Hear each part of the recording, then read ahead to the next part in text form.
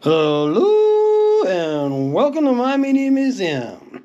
We're up to box 11, episode 4 of our 45 RPM vinyl records collections, mixed boxes still. I've already done the A to Z collection. They're posted up on the channel if you'd care to see them. The ones that I have sorted A to Z by band. I've already documented all of them and they're all up on the channel for you to see. I've got about 5 more boxes of mixed ones that we can go through if I don't buy any more to share with you. But we're starting off here with Billy Joel, We Didn't Start the Fire, off of his Stormfront album. And you'll notice that's 1989. At the end of the last episode, we had a 1988 one from Crosby, Stills, and Nash here that I forgot to point out the B-side was the song Compass. I did show it, I just didn't say it because I got a little long-winded at the end of the last episode and was running a bit in overtime. I try to keep all the videos to about 12 minutes. I've been really pushing it into the mid to late 12 minutes, but I try to keep them at 12 minutes, and I have numerous reasons for that I won't go into at this moment. But yeah, I got a little long-winded on the last one and didn't say that. But anyways, yes, here's the barcodes showing up again. They got really common there near the end, which was around 91. Like I said in the last episode, the distributors quit giving credits back to the stores for unsold. That's when you see them with holes drilled in them.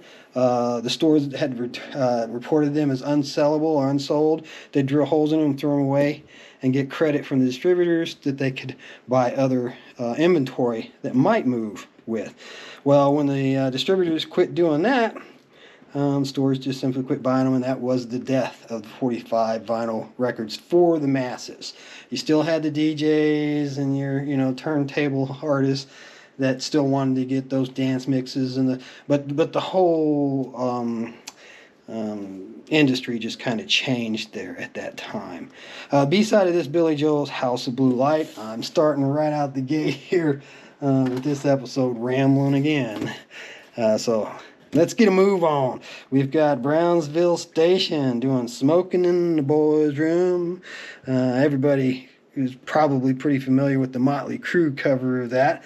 But Brownsville Station did it originally. This is where it originally came from. I had this one from a child. It's in that A to Z collection that I was just talking about recently too. But I wrote my name across it. This one's got some other little scribble there. It's a little cleaner looking on the label maybe other than that. But my vinyl, I think, is probably in a little better shape than this copy. But the B-side is still the exact same B-side that I've seen on every copy of Smoking in the Boys' Room by Brownsville Station. And that's a song called Barefootin'. I do believe this is an original copy. The one that I had previously and shared was too. I like the way it says compatible stereo. So I'm assuming this is stereo and not mono. Usually when it says compatible stereo, it is stereo. But moving on, we've got another one from back and around the same time period. And whoever owned this one, this is an interesting cutout, actually, because you'll notice it's got 2 holes drilled in it. One wasn't enough, so they drilled 2 holes in this poor guy before throwing it away, and somebody went dumpster diving, or an employee took it home, or somehow, who knows how, it's managed to survive to today. But they took time to write Billy Jack theme on 110 Soldier Rides Away, the original cast. So I've got a couple of different copies of this one, and this one is a slightly different looking label. Hard to say which would be the original, but I've also got this on a Collectibles, which has a completely different band and a different song on the B-side. So this is at least, from close to the period, because it's still got the original cast, and the B-side is Live for Tomorrow. And you can see somebody started to write Billy Jack something, and then they realized they were writing on the wrong side, perhaps. Live for Tomorrow may have also been in that movie. I notice the credits Lambert there, which is kind of interesting. But definitely, 110 Soldier is the song that they play at the end as the police are driving him away. Go ahead and hate your neighbor. Go ahead, be a friend. And next up, we've got Paper Lace with the Night Chicago Died. 1974. Oh, old Glenn on this one at some time. No idea who Glenn was, but that guy that I bought this box from, he had collected these over the years, so numerous copies of what's found in this box was not original to him either. He was building up a collection.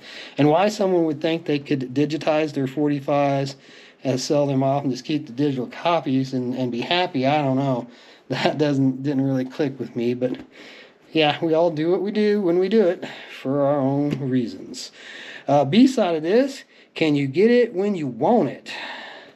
I don't really recognize that song, but I definitely, and I'm sure you do too, remember Night Chicago Died.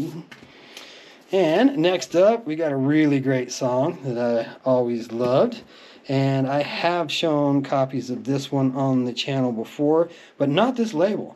I have never seen it in it. Now, this is a Band of Gold series, so this would be a re-release copy. Jim Stafford, I don't like spiders and snakes, and that ain't what it takes to love me. Hit number 3 in December of '73. Yeah, that's going back to my childhood, all right. And I definitely remember that song well. Now, the B-side, this is what's really different on this. I do not believe this was the original B-side. I believe they added this B-side in for the re-release copy here that we've got. They're saying that this song hit number 12 in May of '74, but My Girl Bill. That's an odd title, and I don't remember the song from that title. Maybe if we put it on, it would ring a bell for me. But even with my name being Will, I don't remember a song being called My Girl Bill. That is a bit peculiar. But staying in theme with the peculiarities there, we've got the Kinks and Lola. Now, if you're familiar with this song, I'm more familiar with Yoda by Weird Al, which I like more than this song. But yeah, Lola was actually a guy. And this is an interesting song for hitting number 9 in September 1970. Writing a song about a transvestite is kind of unusual for that time period. But Lola, L-O-A, Lola. You hear it on the radio all the time still. So it's just one of those classic rock songs that gets a lot of airplay that a lot of people probably aren't even familiar with what it's about. Read the lyrics. Just pull the lyrics up and read them. Don't take my word for it. So, My Girl Bill can be followed by Lola. And the B-side is Mindless Child of Motherhood. Don't know that song. Still written by Ray Davies, who was the big driving force behind the Kinks there. But this one's been in a couple of collections probably. It's got Taylor written on there and number 15 in somebody's collection. Now, nothing that cracked me up here was this guy that I bought this off. He had a lot of these with these notes here. And, you know, it says that hit number 9. He was on the charts for 12 weeks in September 1970. Very good plus. And he's saying it had 250 value. Well, you know, the vinyl on the Lola side is pretty darn good. The label certainly isn't very good plus. And the B-side, quite frankly, is kind of trash. There's quite a few scratches, marks on it. I wouldn't, you know, yeah, ratings are subjective to opinions, I suppose. Very good plus to me would be in a lot better shape than what that one is. So, anyways, When You're in Love with a Beautiful Woman. Dr. Hook. Yeah, that's definitely one that I remember well. Again, we're back there in 1979. Seems to be the period here. And number 6 in July of '79 for that one. And B-side being a song called Knowing She's There. All right. Well, we've got another Dr. Hook here up next. And this one's definitely not politically correct these days. Only 16, only 16. He was too young to care. Yeah, okay. I'm not so sure that song would go over well these days. But I'm not sure if it even gets radio play anymore. But I do know the song. It was huge back in 1976. They're saying it hit number 6 in February. I can believe that, and I do remember hearing it on the radio a lot. But I can't imagine somebody doing a cover of that song, or, you're 16, you're beautiful, and you're mine. Remember that one from Ringo Starr?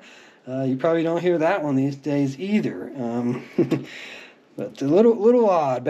Going all the way back to the 50s, you've got some songs, Chuck Berry, other artists, doing songs about teenage girls that just really wouldn't go down very well in this point in time. B-side there, Let Me Be Your Lover. So, not really sure I recognize that one. That one says it was from Bankrupt Street, and so was Only 16. It was from Bankrupt Street as well there. All right, so next up, we got another doctor, but it's not Dr. Hook. This time, Dr. John. And hey, look, this sleeve does match. Atlantic Oldies Series. Atlantic Oldies Series. Nice. Always nice to have the vinyl and the sleeve match. But Dr. John, I was in the right place, but it must have been the wrong time. And being as it's an Oldies series, you would expect to have a song you know on the B side, but let's see. Such a Night. No, not one that rings any bells for me.